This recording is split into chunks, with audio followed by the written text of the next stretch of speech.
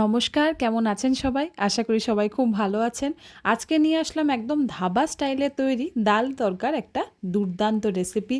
অনেক সময় আমাদের মনে কিন্তু প্রশ্ন জাগে, ধাবা বা রেস্টুরেন্টে যখনই ডাল তড়কা খাই সেটা এত সুস্বাদু হয়, বাড়িরটা কেন হয় না?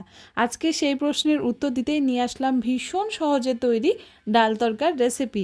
বন্ধুরা, অনুরোধ একটাই, যদি রেসিপিটা ভালো লাগলে অবশ্যই আমার চ্যানেলটাকে একবার সাবস্ক্রাইব করে দেবেন, আর ভিডিওটা ভালো লাগলে একটা লাইক করতেই হবে। প্রথমে আমি একটা বাটির মধ্যে এখানে দেখুন নিয়ে নিয়েছি 4টে মতন ডিম। এবার ডিমটাকে একটু ফেটিয়ে নিচ্ছি, সামান্য পরিমাণে লবণ, হলুদ আর সামান্য পরিমাণে লাল লঙ্কার গুঁড়ো, এটা দিয়েই কিন্তু আমি ডিমটা ফেটিয়ে নিলাম। এবার যেটা করব, ডিমটা ফেটানো হয়ে যেতেই কড়াইতে দিয়ে দিয়েছি আগের থেকেই তেল। তেলটা কিন্তু খুব বেশি গরম করলে হবে না, তেলটাকে একদমই মিডিয়াম আঁচে হালকা গরম করতে হবে। তার মধ্যে ডিমটাকে ফেটিয়ে এবার আমরা ডিমের একটা ঝুড়ি তৈরি করে নেব, মানে ডিমটাকে একটা ছোট ছোট অংশে আমরা ভাগ করে নেব, যেমন আর কি বাড়িতে আমরা ডিমের ঝুড়ি তৈরি করি তেমনভাবেই। এখানে দেখুন এগুলো তৈরি হয়ে গিয়েছে, এগুলোকে আমি তুলে নিলাম। এবার আবারও আমি কড়াইতে তেল দিয়ে দিয়েছি। আমি সম্পূর্ণ রান্নাটা কিন্তু সর্ষের তেলেই করব। এখানে বলে রাখি, সবসময় যখনই আপনারা ধাবাতে ডাল তড়কা ট্রাই করবেন, দেখবেন জিজ্ঞেস করলেও উত্তর একটাই পারবেন, তেল কিন্তু সেখানে সবসময় সর্ষের তেলই ব্যবহার করা হয়। যাই হোক, এই তেলের মধ্যে আমি সামান্য পরিমাণে একটু বাটার গলিয়ে গরম করে নিলাম। এবার যখন এটা গরম হয়ে গেল, তখনই আমি ডুমো করে কেটে রাখা 3টে পেঁয়াজ দিলাম। আদা, রসুন, কাঁচা লঙ্কা একসাথে বেটে নিয়েছিলাম, সেটা দিয়ে একটু ভেজে নিলাম। যখনই পেঁয়াজ আর আদা রসুনটা ভাজা মতন হয়ে গেল, তখন আমি এর মধ্যে 2টো টমেটো দিয়ে দিলাম। আপনারা চাইলে টমেটোর পরিমাণটা কম বা বেশি করতে পারেন। এর মধ্যে খুব সামান্য পরিমাণে একটু লবণ দিয়ে দিলাম, আর দিয়ে দিচ্ছি এখানে হলুদ গুঁড়ো। এখানে বলে রাখি, তড়কা রান্না করার সময় অনেকেই কিন্তু তড়কা মশলা ব্যবহার করে থাকেন, যেটা আপনারাও চাইলে করতে পারেন। তবে আজকে আমি যেটা দেখাবো সেটা হলো সম্পূর্ণ ঘরোয়া পদ্ধতিতে কিভাবে এটা তৈরি করা যায়। তো সবার প্রথমে মশলার জন্য আমি দিয়ে দিলাম 2 টেবিল চামচ মতন ধনিয়া গুঁড়ো, তার আগে দিয়েছিলাম হলুদ গুঁড়ো, আর এখন দিলাম কাশ্মীরি লাল লঙ্কার গুঁড়ো। যখনই তড়কা তৈরি করবেন তখন কিন্তু একটা খুব জরুরি উপকরণ হলো ধনিয়া পাউডার। ধনিয়া পাউডারটা অবশ্যই করে দেবেন, তাতে কিন্তু খুব সুন্দর একটা টেস্ট চলে আসে। আচ্ছা, এখানে একটা মশলা আমি তৈরি করে নিয়েছি, বলে রাখি এটা কি। এটা হচ্ছে 1 ফালি মতন জয়িত্রী, তার সাথে দারচিনি আর 2টো এলাচ একসাথে গুঁড়ো করে নিয়েছি, আর তার মধ্যে 4টে মতন লবঙ্গও দিয়েছিলাম। এটা আমি খুব মিহি একটা বাটা, মানে একদম ড্রাই পাউডার আমি মিক্সিতেই তৈরি করে নিয়েছিলাম, সেটা এর মধ্যে দিয়ে দিলাম। এবার দেখুন মশলাটা দিয়ে যখন আমরা পেঁয়াজ আর টমেটোটাকে দারুণ মতন করে কষিয়ে নিলাম, খুব সুন্দর কষে গিয়েছে, এখানে কিন্তু এক ফোঁটাও জল জল ভাব নেই। এবার যেটা করতে হবে, মশলাটা কষে যাওয়ার সাথে সাথেই আমরা এখানটায় দিয়ে দিচ্ছি ধনিয়া। ধনিয়া মানে ধনিয়া পাতা। ধনিয়া পাতা খুব বেশি পরিমাণে এখন কিন্তু লাগবে না, সামান্য পরিমাণে দিলাম, যাতে এই ভাজাটার মধ্যে একটা খুব সুন্দর ফ্লেভার চলে আসতে পারে। তো যেটা বলছিলাম, অবশ্যই করে কিন্তু যদি তড়কা মশলা না দিতে চান, সেক্ষেত্রে আপনারা ধনিয়া পাউডার যেটা রয়েছে সেটা কিন্তু 2.5 টেবিল চামচের মতন অবশ্যই করে দেবেন, দেখবেন দারুণ একটা ফ্লেভার আসে। এবার আমি এর মধ্যে ভেজে রাখা বা ঝুরি করে নেওয়া ডিমের যে অংশটা তৈরি করেছিলাম সেটা দিয়ে দিলাম। দিয়ে এবার মশলার সাথে সাথে এগুলোকে মিলিয়ে নিচ্ছি।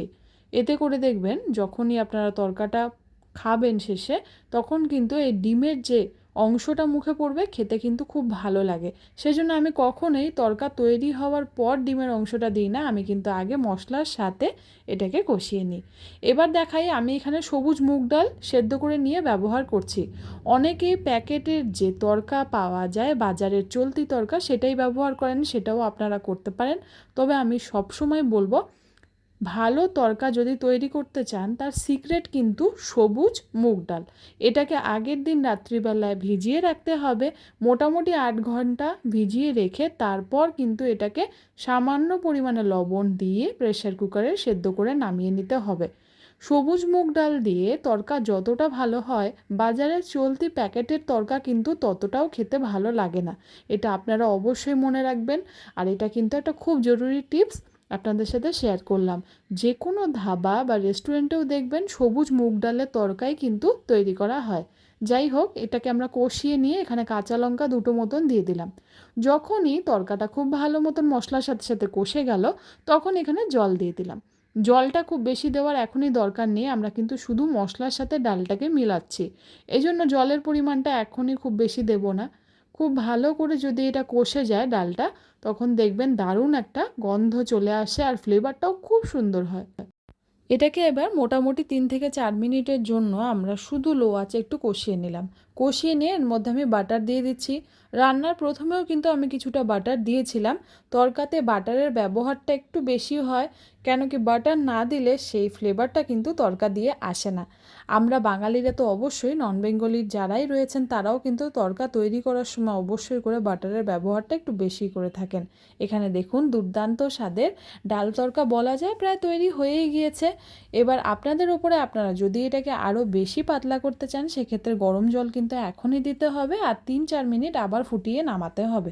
আর যদি একটু ঘন তৈরি করতে চান সেক্ষেত্রে কিন্তু গ্যাসের আঁচটাকে এখন বন্ধ করে দিতে হবে আর ওপর থেকে কিছুটা পরিমাণে আবারও ধনেপাতা ছড়িয়ে দিতে হবে। তার সাথেই দিয়ে দিতে পারেন এখানে 2টো মতন কাঁচা লঙ্কা, একটু ঝাল ঝাল ভাব চলে আসবে আর ওপর থেকে ছড়িয়ে দিতে পারেন বাটার। দুর্দান্ত স্বাদের হয়। বানিয়ে দেখুন সবুজ মুগ ডালের এই তরকা। যদি ভালো না লাগে সেটাও কিন্তু কমেন্টসের মাধ্যমে জানাবেন, আর ভালো লাগলে অবশ্যই করে একবার সেটাও জানাবেন। আশা করছি বন্ধুরা আজকের রেসিপিটা ভালো লাগলো। আমার ধাবা স্টাইল ডাল তরকার রেসিপি আপনাদের ভালো লেগে থাকলে একটাই অনুরোধ সকলের কাছে, একবার আমার চ্যানেলটাকে অবশ্যই করে একবার সাবস্ক্রাইব করে দেবেন।